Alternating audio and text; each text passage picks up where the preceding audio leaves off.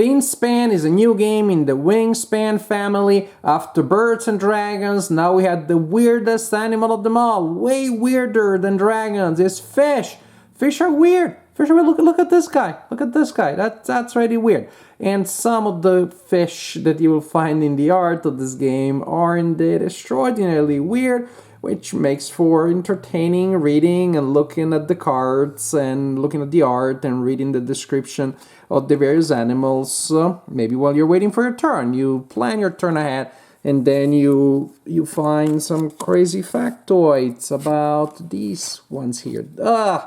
Those deep ones are just weird. They all are. So you're gonna have a nice thick deck of cards with unique fish, and each with a unique piece of art. Really nice, really impressive. Each player will have a board such as this one. Looks like a Wingspan board, doesn't it? But it's vertical, because now when we move across the board to collect bonuses, we go vertically. We start up there. We have 6 divers.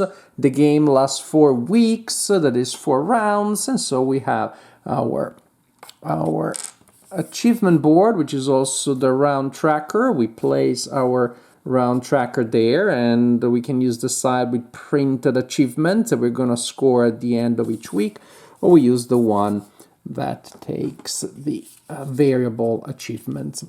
So 4 rounds, each representing a week, and 6 actions per round, and so that's it. And something that alternatively we want to do is to play these cards with these wonderful weird fish.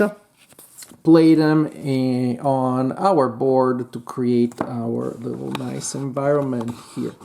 The board already starts with some fish that are printed on it, and they count just as other fish for game effects. We have eggs, and we have young tokens. Unsurprisingly, they are the 2 sides of the same token. So that's what the board looks like at start, again with our divers placed there, ready to go. Each player will have a hand of cards. When you play, and your cards are kept public. You place them face up next to your area. I'm just looking for something that looks like really nice and colorful. I like this, the blue tank, cutie. That's good enough. Ooh, I love fish. Oh, nice one. Now, you'll have your hand of cards that are visible.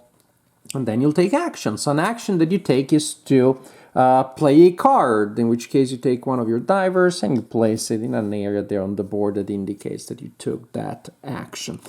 The cards have a cost in the top left corner, which may be to discard other cards. That's what that symbol is for, or to discard young, and can be to discard eggs. It can be to place it on top of other fish, and they need to be smaller fish. That symbol means that that one eats another fish. For example, the cookie cutter shark could eat the glass-head grenadier that is there. We also have restrictions about the area where they go. We have a top of our environment there, which is sunny. Then we have the twilight zone, and then we had the dark zone where the weirdest of them all are. We also have different bands, vertical bands, and some fish will only go in specific bands. This one, for example, I could only play it here where there's a matching band, and only in the sunny area. So if I discard 2 cards and an egg, and I spend a diver to do, so I could place that one right there, for example. And again, I'm gonna put a bunch of fish there because they look nice. Yeah, let's put one there in the dark. Now, like in other games, of course, I want to create a tableau with nice effects that will give me bonuses when I activate them. And that's the idea, that after I played a couple of cards, or at any point really, I can choose to use my action for the turn, that is my diver, to dive down one of my 3 paths here. When you dive down a path, you look at the beginning of each section. Remember, sunny, twilight, and darkness. And if you have at least a card in that, a fish in that area, like I do there, I collect the reward. Basically, this column will mainly give me cards. So I do have a fish there, so I collect a card.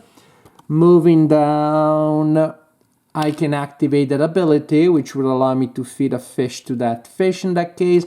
Now I look in this area, I don't have anything in the twilight, so I don't get the reward, but I do have at least a card here, so I do collect the card.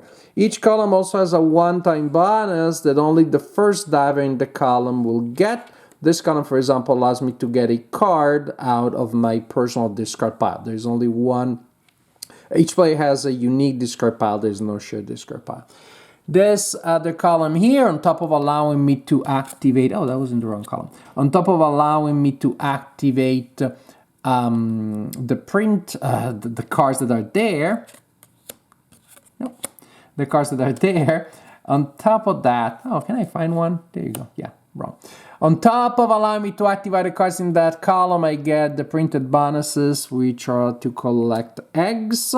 And this column here, on top of allowing me to use the activated effects there, allows me to hatch. And so that's how you turn an egg into a young, and more hatching and moving young and or school. What are these schools? I am trying to lay eggs and then to turn the eggs into youngs, and then I will use game effects such as this one, that icon there, to move youngs next to each other. Now, when 3 youngs are in the same space, they automatically and immediately turn into a school. Each young is worth 1 point at the end of the game, but a school is worth 6 points. So putting 3 youngs together into a school immediately doubles the value. There can only be 1 school of fish per space at all times, so you cannot even move 2 schools next to each other. Once they start clattering in the center of the board, you're going to use game effects to get them out of the way, and that's the idea. So, for example, maybe now I'll use a game effect, move that one away, place that one there, and I got another school. Boom.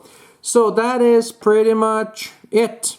During your turn, use one of your divers, place it in this area here as just to record the fact that you played a card, spend the cost to play the cards matching the light requirements and possibly the column requirements. I'm going to put this one right there. Resolve effects such as when played and things like that. Or go down one of the columns and collect the rewards, both printed on the board and printed on the cards. We did when activated effect. First diver in each column per round also gets a special effect at the end, at the bottom. And that's it. You continue for 4 weeks.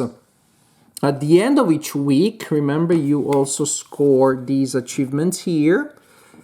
So this you score during the game. Then you score points for game end effects. This would be points for eating stuff. No, this is just an effect that I get for eating stuff. There may be more points that give me game and points. Points per invisible fish, the number that you see here, that is simply the value 544 victory points. Very nice. Each egg and each young is worth a point each. Schools are worth 6, and consumed fish, which means fish that through various game effects was under other fish because it was consumed. Then each consumed fish is worth a point. Player with the highest total wins the game.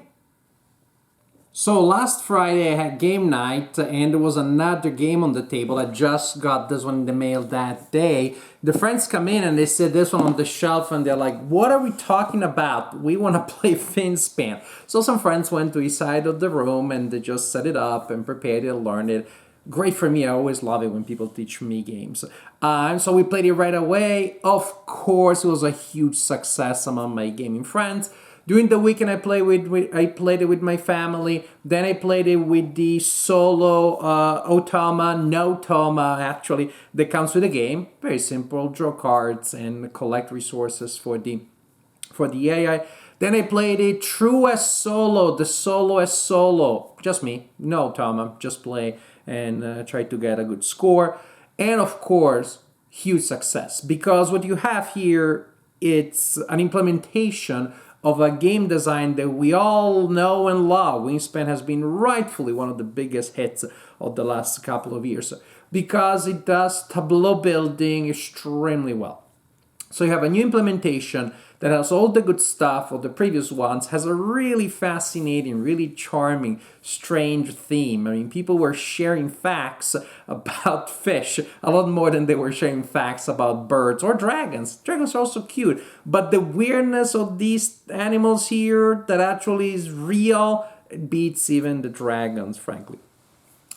Now, of all the various span games, this one is probably the most streamlined. The one that, if I call it basic, I give you the wrong idea. This is not my first Wingspan, in the sense they dilute it and so the children can play. It's the streamlined, the most streamlined of them all, but it doesn't compromise the quality of gameplay, the excitement, and the interest, the puzzle element of putting together these nice sequences of actions and choosing when to use them and how many times and in which order and when to get rid of which cards. All of the nice decision making that we love from Wingspan and Wormspan is here, and it's just streamlined. There's no thrills, no distractions, and I love it. I love this little nice, I call it again, nice little puzzle. No, a better way to call it is a tight, smooth puzzle. You have a really fun engine, no distractions, great theme, great art. So, maybe now paradoxically, when I'm looking at the options of the Span family, for something with more complexity, with more moving parts, then we got Wormspan, because you're digging the caves and you're worrying or you're interacting with the guilds. And then for a simpler version, quicker, I don't know if it's quicker, but definitely more streamlined, more direct, more straightforward version, we got Finspan.